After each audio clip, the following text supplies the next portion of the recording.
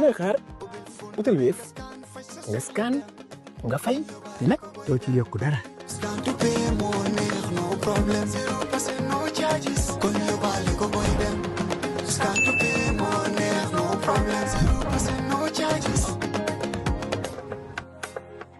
Jah Oil Company stands tall as a trusted name in energy, keeping the Gambia moving with service stations across the country and a commitment to innovation and reliability. In Farafenni, Jah Group is reshaping our industrial landscape.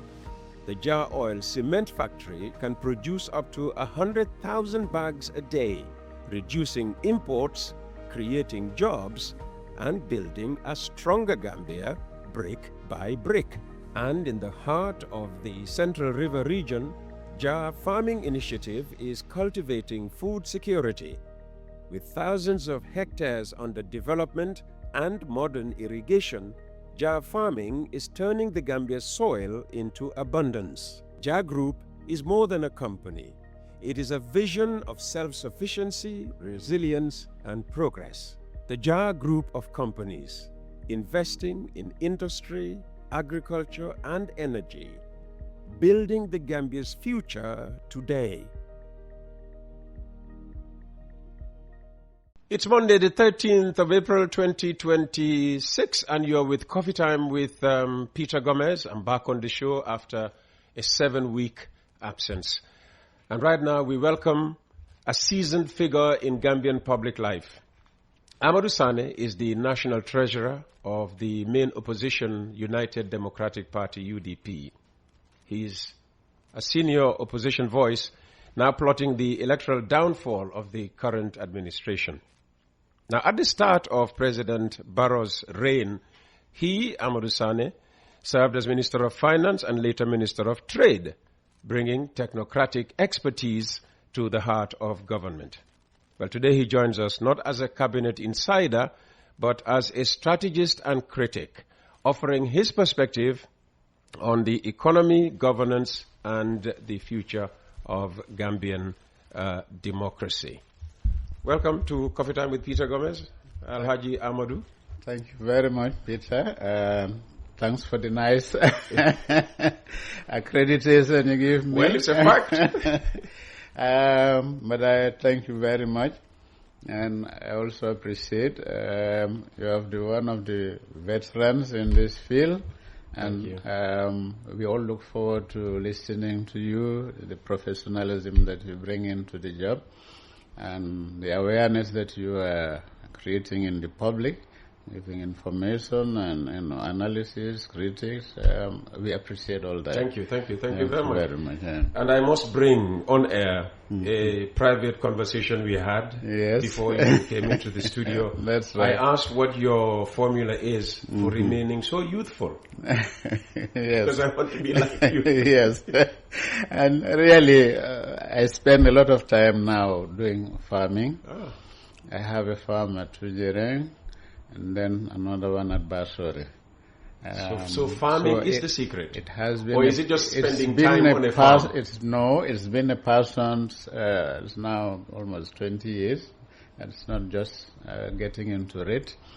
It's a passion, and I see that for the Gambia, it's the way forward. And I thank God we have a lot of officers, civil servants who are also into it. And it's an expensive, difficult venture. And it requires also some investments. I think that deters some people. But, it's a gradual way that I build. I don't just jump to things like that. But I invest slowly until now. I thank God. At least some of my fruit trees are beginning to bear fruit and Lucky harvesting. I'll come looking for a job, for picking fruit. Huh? You are welcome. I don't want to go to Spain to do that. I want to do it here. Here, it's the way forward for us, definitely. I think it's excellent for people. All right, let's get serious. Yes. As I said in the intro, when Barrow came to power, you came into administration with him. Yes. First as Finance Minister, then Trade Minister. Yes. Now, during your time in government, yes. What lessons did you learn about managing the Gambian economy that you believe that the current administration has now failed to apply? Managing a country, it's not an easy task. I'm sure Barrow would tell me that. It is not an easy task. And for me, I went in wholeheartedly to do some positive change in this country's development trajectory. And when you are committed to that, the first lesson is don't look into people's eyes. Whether he is your boss, or he is your president or somebody, what is right will always be right. And what is good for the country can never be bad for the country. So if you have your commitment, you have to brave the storms. And you will find so much resistance, especially coming from the Jam era, 2016, going into a new democracy. There was tremendous resistance to change. Wow. People had their habits, and no matter what you tell them, no, this is how we used to do it, and we want to continue to do it. Okay. So you will never achieve development in that light. I said when Barrow was coming in new, you came in with him. Yes. So we considered all of you, a new administration. So when you talk about resistance, where was this resistance coming from? First, from within your own ministry, you'll have people who would oppose changes that you and that would form part of the civil service. Civil service. Okay. Second, your political colleagues, they will have divergent views. I don't mind people disagreeing on policies and issues, but on a rational basis and for the same goal that we want to move this country out of what it was. A lot of the political colleagues also, they would have a lot of resistance. Oh, that's sad. Yes. Unfortunately, the other force that you deal with is the lobbyist, powerful vested interests that go behind your settings, go to the top and influence decisions, and which will go against your development policies or trajectory. And who would these lobbyists be mainly? Vested PR personnel, businesses? Business interests, both within and outside the country. All these people who will lobby and, Because these are behind the scenes things that people behind don't the see. scenes, yes, but they're a great force to reckon with. And you have to really do your act and tread carefully but committedly towards achieving your goals. Then the other one you cannot ignore, our donors. Tell me about them. Gambia depends a lot on grants and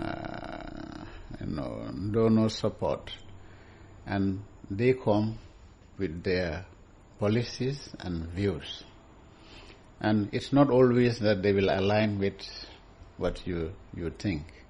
So we had those frictions. Those are also there, and they also play a very important role in influencing the direction of the country. Well, you have experience in that department because who knows if you come back to to government. Yes. Already you would have known how to handle each of these. We did our best, but at the end of the day, some of the interest groups pulling together, political interests also on the side, and they proved that they are the force of the day, and they've won. So we had to leave. Although I have no regrets in what I was doing. I thought I was serving my country wholeheartedly, and in the process I didn't mind taking the boot or anything. So, but I know history will judge me according to what I've done. Speaking of taking the boot, there's a lot of conjecture out there as to why you were moved from the powerful Ministry of Finance to trade, which in the eyes of people, was seen as some kind of a demotion. But how did you deal with pressure from within, whether it was from your fellow politicians, whether it was from the civil service, the fact that you had to deal with a permanent secretary, probably rooted in a certain way of doing things, and also with the donor community? Yes. For me, what I did with my staff, I introduced management meeting with my PSs and directors in the different departments, so that there is that communication.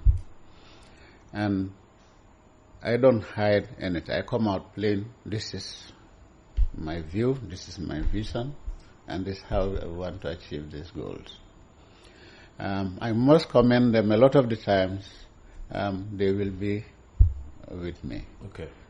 Although some of the times it can be said it's disagreement. But in some cases, for example, like the vehicle policy, possibly your most popular decision. Most popular decision. I was reserving that for later, but we will come to it. Now I'll just give it as an example in this case. Yeah. As informed, the deputy PSs and other senior officers met, and they all stood against it. They don't want to relinquish their vehicles, and they went to the Secretary General. So in a way, to undermine that effort to break it down. And that is one aspect of it. The other one, if we go to the donors, like these state-owned enterprises, we found a lot of them are failing for various reasons. But it doesn't mean, in my own assessment, as a financial person, an analyst, that they cannot be revived. I give you a case, an example, Gamcel. When I was negotiating the development program with the donors, they want privatize. And for me, I know the weakness in Gamtel was a lot of their funds was being diverted to Jammeh. They were starved of funds to the point that they were going for overdraft to pay salaries. And if you know the business of telecoms, if run effectively, it should be a cash cow. Sure. But they were starved of funds. They were starved of new investments for the equipment that they need to modernize. And then they were bloated in terms of staffing. So you have a huge overhead, very little investment. So naturally, if you analyze the situation, it's bound to fail. So, but the donors and we should privatize all of it. I said, no. Gamtel should remain with government. They should manage our internet infrastructure, the fiber optic, and a lot of the other infrastructural issues with the country. It's in the country. Like if you want to modernize our hospitals, it's supposed to do with the last mile, so that they all have access to these internet services. Because I signed the broadband agreement. I insisted we should have it. You had to insist? Yes. The donors were all against it. Oh. They never said, so no, your loan portfolio is way in the ceiling. You cannot take a new loan. Say, but this is self-financing. The loan we were taking, $20 million then, Gamtel, once you implement it, you can sell the lines, the fiber optic lines to different operators, and they can, generate income, and the loans will be paid. And the terms are concessional. So we argued a lot over a long period, and I insisted. I know they didn't like it for that. But that's how we got. It's benefiting all of us. There we have the fiber optic. Although, unfortunately, it has still not gone to the level that I wanted. We would have a data bank. All the hospitals you go, they'll look at your record, click your number, your computer, show you how much treatment you had and the history. Like most developed hospitals, even in our sub-region. But here, you'll go to Edward Francis Small, the main referral, they will not give you your history. All the previous treatments may have been, manual files packed up in dust somewhere.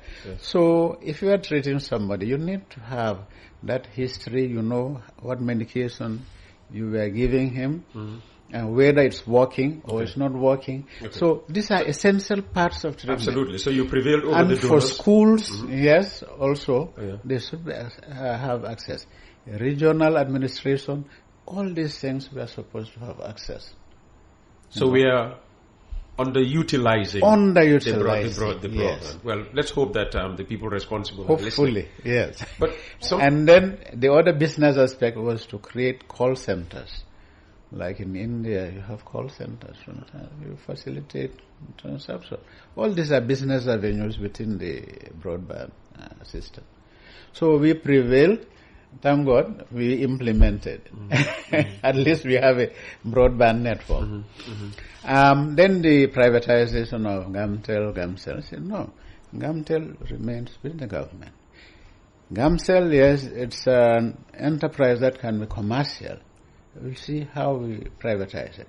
But I insisted the mode of privatization will be 50% at least majority should go to the stakeholders, that's the Gambian public. You can give 50% to a business enterprise who will bring in the investment to modernize, but the people should have at least some build up that culture. Not more than 50% of the company. Yes. Sell off. No, you can privatize 100%, but the other 50 will go to the Gambian citizenry. Make them, introduce this concept of business. It's a business culture, joint venture. You put your $1,000. Maybe you are richer, you put $1 million. Have a capital market. Some will have 100, so others will put there. So we now have a capital market where Gamtel could have been on that capital market and then Gambians come and buy shares. Resources, yes. Okay. So I didn't like that spirit of this enfranchising the public with assets that have been built up over the years with public funds, and then we put it in this capitalistic spirit, give it to one big capitalist to own everything. So you are depriving the country of those resources. Well, unfortunately, we see that continue. But on what brought down Gamtel, if you like, you tend to blame the fact that all the revenue they were making were going to Yaya Jammeh. But a lot of people said, the situation continued like that when the new administration that you were part of, came into power. That Gamtel resources were still flowing to State House rather than into the No, it was not flowing to State House. It was going to the coffers of the government. Actually, we had to fight the company that was responsible for this gateway. We had the help of the World Bank. We had some legal representatives from outside, those who volunteered to help. Our development partners, they all helped. So we had to terminate the contract. But what they did was, they went away with the keys of the building system. So it's like you take all the internal control secrets. The digital and keys. The digital keys, yes, not the physical keys yes, of the building. To a point that at one point Gamtel was not able to build. So it was really serious. So the impact of that was to bring down the operational capacity of Gamtel.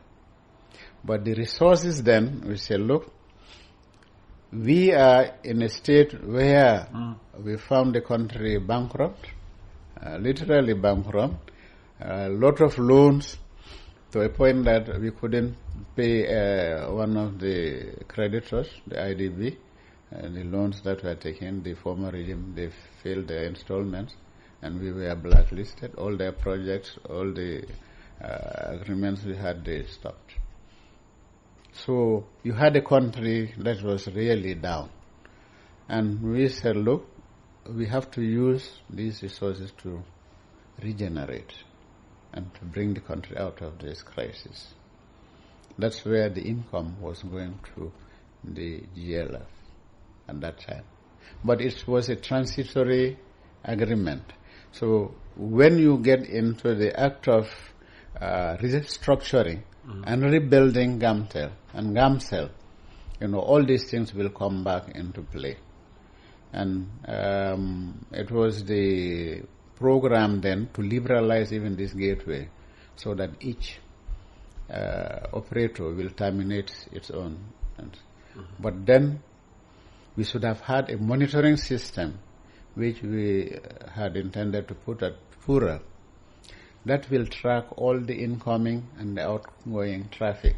So we are not going to depend on the operators to tell us, this is what we have made and this is what government we are going to pay you. No, then you will have everything transparently. So if that system wasn't there at the time, did you start the process of acquiring? We started the process. We did the tender, and there again, I had disagreements with some of the officials. Where? At political level? At office level and on other political level also. Because those who tendered, some were keen on giving it to somebody, a company, that facilitated the previous president siphoning this gateway. He said, no, I can never support that. Well, even if they offered cheaper. I insisted. So it was a battle. The second one that came, I think German company with Gambian partners, they had a lot more to offer. They offered free testing for a month to see whether it's viable or not. And they were going to put a center of excellence in this country to train our kids, so on, in terms of this digital way. I thought that was a positive move. And then it would open up all these things that we were saying, data center and so on, they were going to assist on. But no, they kicked against it. It was a big crisis. It's amazing what goes on in government behind the scenes. Went all the way to State House, they were also negative. Put and it how down. much support did you get from State House? Because going back to the vehicle policy, you said when you introduced it, the DPSs were against it. Yes. And where did they go? They went to the Secretary General, House, yes. who was, in the office of the President. Yes. So how much support did you get from State House? It was difficult. Don't hold anything back. Tell us everything. Tell us. No, that, the vehicle policy is just one of the aspects. But a lot of the development program, I wouldn't blame him too much because he came out plainly. He doesn't know most of these financial issues. This is President Barrow. Barrow. Yes. Not just financial. Administration yes. in general, because he said he never served in any public fine, capacity. he would say, son, you and your World Bank, you and your problem. Me, I don't believe in all this. I just believe in making money. That's what he said. Once told me that, yes. So, but he didn't appreciate what is the mechanism, the operational processes to institute a change, transformative change for a country. So we had these agreements. Another one was this kinetic energy for Norway. I think the wife went to Turkey, given a red carpet treatment, so on, and these people, kinetic energy, a company, who made a proposal to modernize our entire energy infrastructure, overnight. He believes in that. I said, look, no, this thing doesn't happen like that. We are opening up. Let's put out a tender, transparent, and we get the best value that we can. But they insisted. And we had tough discussions. I think maybe I escaped that one, but I thought, well, I don't mind. They can fire me on it, but I will not agree with it. Because the cost of that company was like, was it 35 per kilowatt hour, when Senegal was making 10 cents instead of 35 with their PPP. So 35 what? Dollars? Cents. Cents, okay. 35 cents. Okay. It was extreme. Then you have to So pay minimum 3 times what Senegal was being charged. And you have to pay everything in dollars. We were starved of foreign exchange at the start. To the point that those soldiers who came from Darfur, the first batch when we were there, they were normally paid in dollars for their allowances. We did not find that amount. Central Bank didn't have. We went to the private banks, nothing. The Forex Bureau, we couldn't make it. Why did you have to look for dollars for them? I mean, were they not that's paid what directly? they were paid now. They were paid here. Oh. So when we said the UN, they paid to the government, and the government pays. Okay, so the UN pays the government, and yes. the government pays its soldiers. Yes. Okay.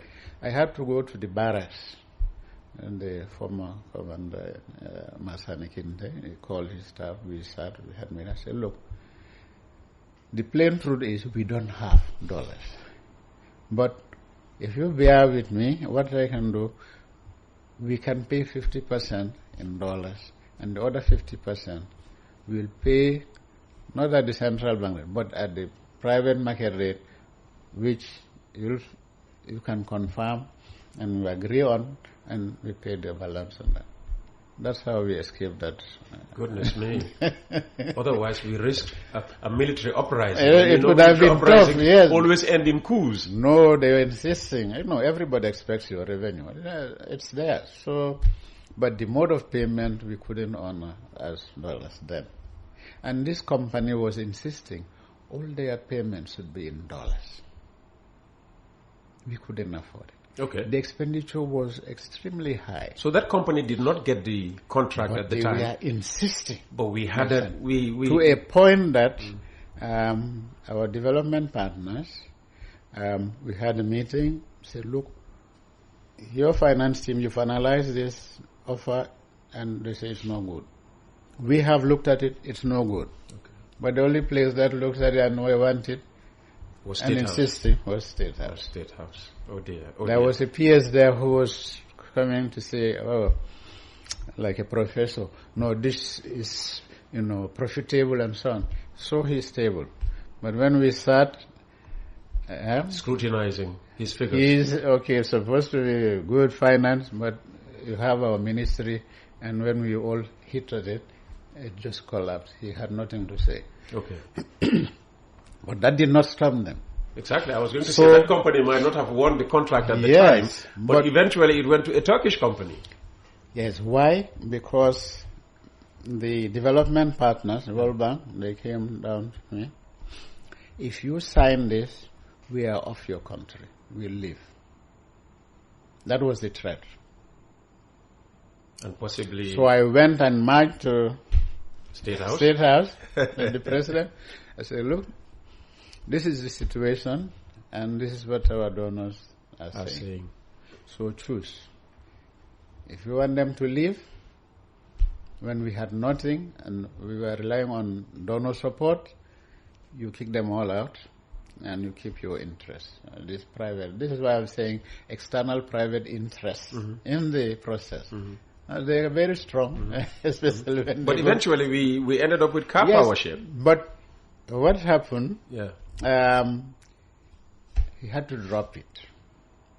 The first Turkish company. Yes, and the World Bank insisted they have to write from there, State House, that we are no longer, and that's later I saw to the World Bank, and then we were saved from collapse. So these are some of the challenging things you fight day in, day out. But if you are not strongly committed and focused, and you don't have a trajectory, you'll always be wavering. Okay. And that's what we are seeing today. Okay. Were you still in the Ministry of Finance when car powership, when the deal was being, worked out? No, unfortunately. Okay, you had moved on. So it was after you left the Finance Ministry that car powership came into the picture. So we won't bother you with that. Yes. So you thought that, standing up against this after the wife had been to Turkey and given a red carpet treatment, and a Turkish company comes now and wants to sell us electricity at a unit charge that was at least 3 times more. Foreign exchange, that would have been. Okay, so you thought that was going to, end of my do it for you. I didn't mind. So what did eventually? What do you think led to your transfer from finance down to trade? Okay, all these things build up. Of course. So... What was the last straw that broke the camel's back, if you like? I think the fiscal management. When you are in a country that is we were in a big trench, you don't have enough resources or rope to pull you out, you have to manage the little in the trench to be able to survive. Okay, so you wanted to control very spending. Stringent fiscal management. Okay. We cut everywhere. This is a thing, you don't look at people's eyes. They say you are the boss or you are this. I say, look, this is the situation. This is how we want to do it. Like 2017, I had to revise the budget that I found there. Midway through it. I know upwards or downwards, because there are two ways mainly of revising. Downwards. Okay. Because we couldn't implement it. We didn't have the resources. It was like a fairy tale on paper. So we had to revise it downwards. And cutting a lot of things. We had travel, votes cut. I remember my colleague ministers will budge into my office and say, look, I want to travel. I don't have any vote, and you have to give me environment. So you see, the pressures are just enormous. But looking at it, really, we were making some headway. Despite all this resistance, it really was tough. But we were making headway. The forex situation, before I left, improved to a point that the private banks were selling like $2 million to the central bank. We were buying it freely. We removed all the restrictions in the foreign exchange, because before the previous regime, the banks had to sell a certain percentage to a central bank by law, and those people were selling at a rate where they were losing money. So we removed all those restrictions, introduced a more liberal market, and then foreign exchange was, and the exchange rate we were trying to bring down. I think we were around 40 or so, but it was making progress. If the fiscal management was on track, our target was to bring it down to 30, maybe 25 at some point. That way, as a country that imports everything, my shoes, my glasses, my clothes, we don't make anything here.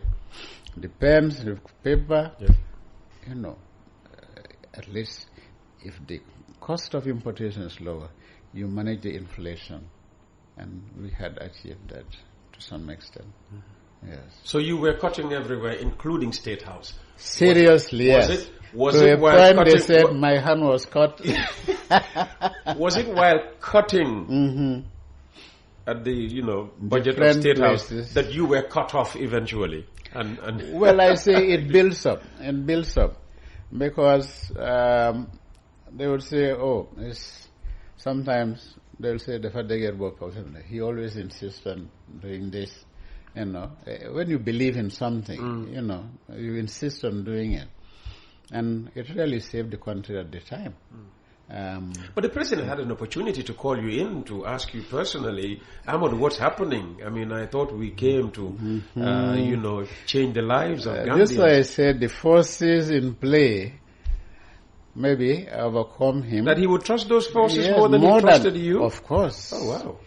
I thought you were in the UDP trenches together, and you think that, that's... But there were forces at play. Certainly not UDP forces, were they? No. The UDP forces did not play much in that, because in the end, he had his own plan. And the UDP was... But those plans were not beginning to... No, we were becoming the enemy. UDP was becoming the enemy. As he said himself, that when Sidinja went to him, he said, the APRC will join you. Yeah, but this was later. Yes. This was later. But, this was but it began much earlier. And you were aware that he was... No, we were blindly thinking, this is our candidate, our proposed candidate, and we made him president. So we didn't expect any such negative backlash against us. But he revealed the fact that himself, that, because it was Yunda who said for him to work with the APRC, they have to sack all the UDP. So we thank God, we had not committed a crime. We had served diligently our country, and we came out, nothing to follow us to say you have damaged this, you have stolen this, and so on. Yeah. And so far we haven't had any of that. Huh? Through the Jah commissions also, they were pointing fingers at, your vehicle, the Hummer you drive, you stole it from your Jame, you had Jame, and everything, thank God, we stay clean. So you've been cleared by all Jah commission, not a single all Jah assets in probes and investigations. Not a single thing that we took for ourselves. As I said, our commitment was clear, our efforts were clear, and we make it plain to all that we were working with. Okay. So we are not hiding anything in there. Even if you're being sacked, from a job, you're given a reason for being sacked. What was the reason given for, No, there was no reason. That you should stop, you stop being Minister of Trade. Just you have been relieved from your first. In fact, I was just called to State House. Secretary General, he was sitting there. And then... who was sitting there, the President? No. Okay. He didn't call him. The Secretary General then. Fadera was it? No. Okay. Fadera had gone to the US, I think. Okay. Then it must have been Habib. Drame, yes. Habib. No. Drame had Kamara also. Oh, okay. Yes.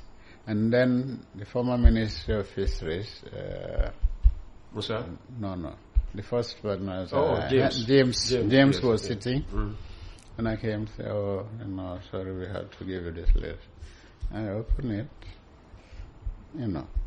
I read, "You have been really good." Oh, thank you.